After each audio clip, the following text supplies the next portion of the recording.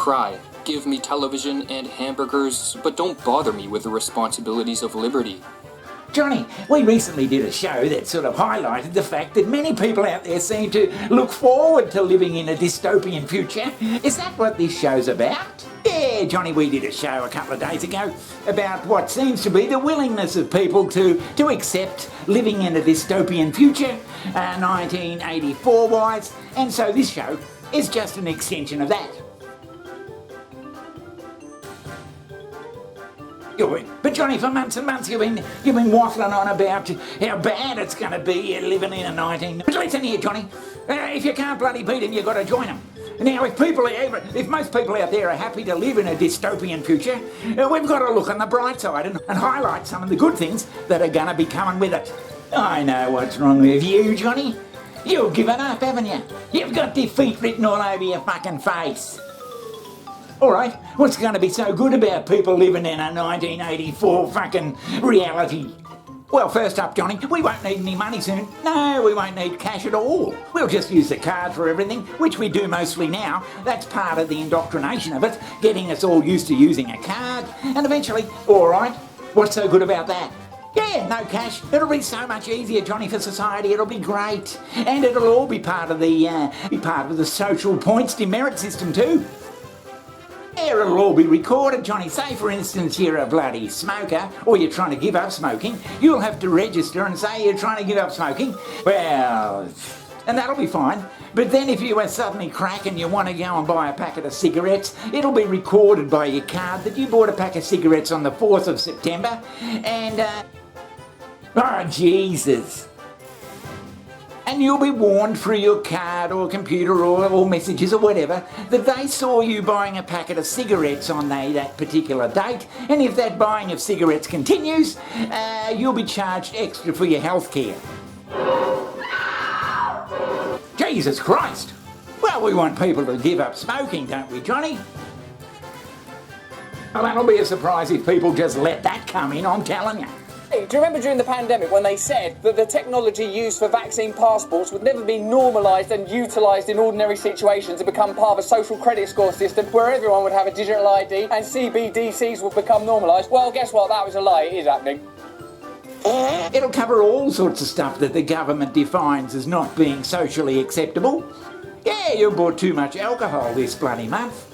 You'll be paying a levy on that alcohol if this spying continues. Yeah, you won't be able to just buy what you want, Johnny. It'll all be recorded. He's an autonomous being who was democratically elected. Oh no, he wasn't democratically elected. The group of the world's 7 most advanced economies, the G7, is launching a set of public policy principles for retail central bank digital currencies, CBDCs.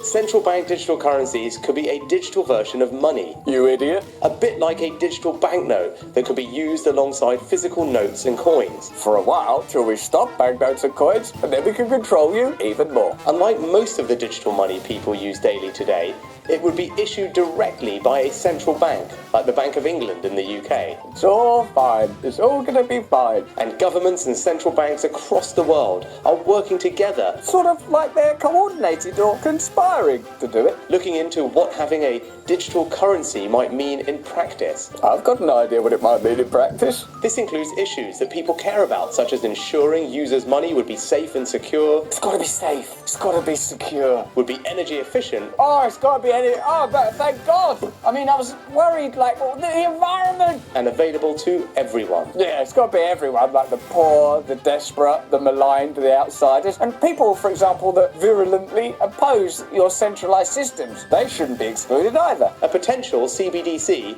could offer businesses and consumers new ways to pay in the future. Businesses and consumers. And what's outside of that? Nothing. It's all part... But Johnny, wasn't privacy supposed to be a human right that was fought for long and hard over thousands of bloody years, and we just give it away? No one seems to give a shit about that. But Johnny, you're saying with this lack of action from the people, that there's laying down and just letting governments do whatever they want, you're saying that that's just going to continue, and eventually we'll just be living in a society completely controlled by the government, and we'll have no say in anything at all? Because we don't really want to say in anything at all? It'll be great, Johnny. What else are you saying is going to be fucking great? By 2050, artificial intelligence will be everywhere. AI-driven stores will allow you to purchase goods without cashiers or waiting lines.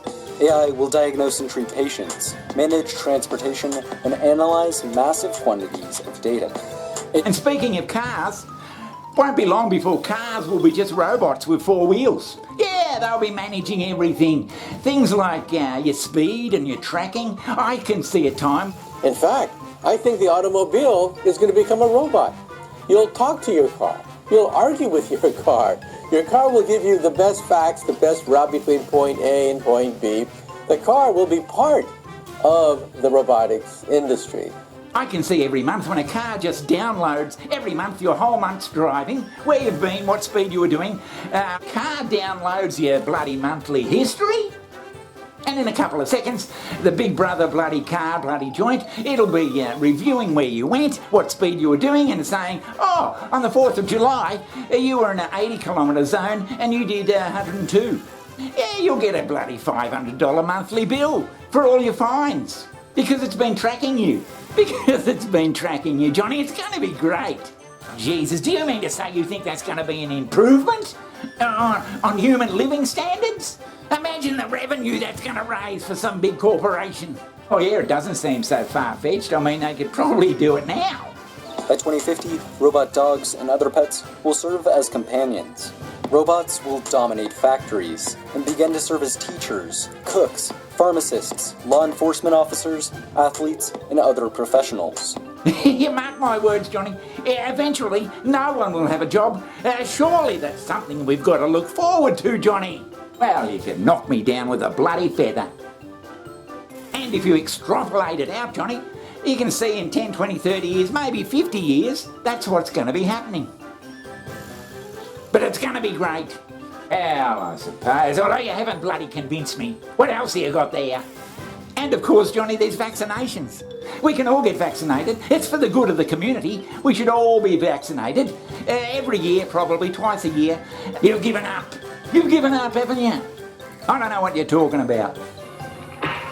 It'll probably get to the stage, Johnny, of vaccines being put in food, genetically modified food, so that when we eat our food, apples, bananas, whatever you want to fucking talk about, it'll have vaccine already in it. So we're all getting vaccinated.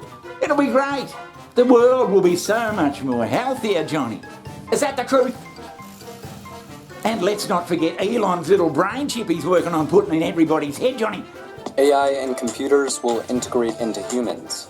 Brain chips like Elon Musk's Neuralink will treat Brain chips will allow people to control computers and prosthetics with no physical interaction. By 2050, we may be controlling things with our minds and communicating through brain signals. By 2050, once that's in there, we won't need to send kids to school to learn anything because it'll already be in their head. Yeah, just like on your phone now, or you Google something and you can find out the bloody population of bloody Chicago in 1946. It'll just be all in there, and the person will be able to answer the question. They won't need to Google it because they'll just click in their head and the information will be there. It'll be terrific. Actually being a cynical bloody no need to send kids to school. They don't need to learn mathematics. It'll already be in there. They don't need to learn about the kings and queens of bloody England or whatever. All the information will be already there. Well, I suppose. All right, yeah. It'll be great. And on top of that, when you go to the airport or whatever, there'll be a thing that'll go over you that you'll move under that'll immediately, without you even knowing it, scan your brain chip and record that you've come through there and you're going there and you're going here and it was at this particular time, and you won't even have to use a passport. You'll have a passport already downloaded into your little chip. It'll be great.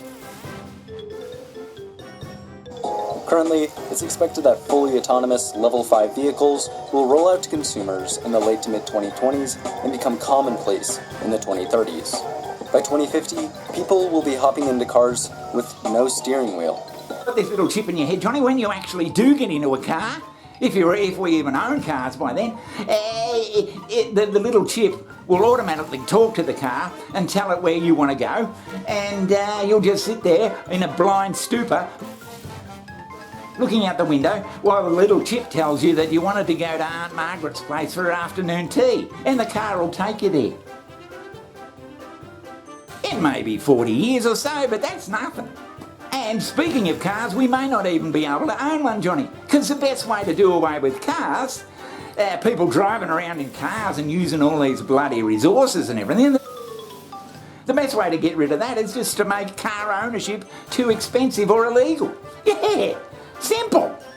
So Johnny, you're saying, Klaus and the World Economic Forum, Johnny, they don't want anybody to own cars in the first place. That'll be a great bloody way of cutting down all this fucking resource bloody wastage. You have your head so far up your ass that you could see Russia. And then there's AI, Johnny. Artificial intelligence. It'll eventually take everybody's job. Would you have the nerve to talk about it? Because that's what capitalism is all about. Yeah, making more money. And the way you can make more money is cut the costs that you pay everybody. If you're not paying anybody, you're making a bloody fortune. Johnny, you're saying all this shit that you've just described to me, it's going to somehow make society better? Is that what you're bloody saying? So we've got no money, we've got no job, we won't be driving our cars, we'll have chips in our brains, all sorts of terrific stuff that's just a little way down the road. Oh, Johnny, that sounds like bullshit, surely. Yeah, it's going to be great, Johnny. We've got to bloody change our tune on this and jump on with the bloody rest of the bandwagon. I just can't believe you're giving in like this. You're a weak bastard. Yeah, the rest of the bandwagon that doesn't really give a shit. Yeah, the rest of the world's population that really doesn't give a shit if all this happens. It'll be great. Well, that's a surprise, I'm telling you. And I must say, Johnny, if you're not looking forward to all this bloody stuff, there's something bloody wrong with you. It'll be great for crime fighting, Johnny. You won't be able to do anything.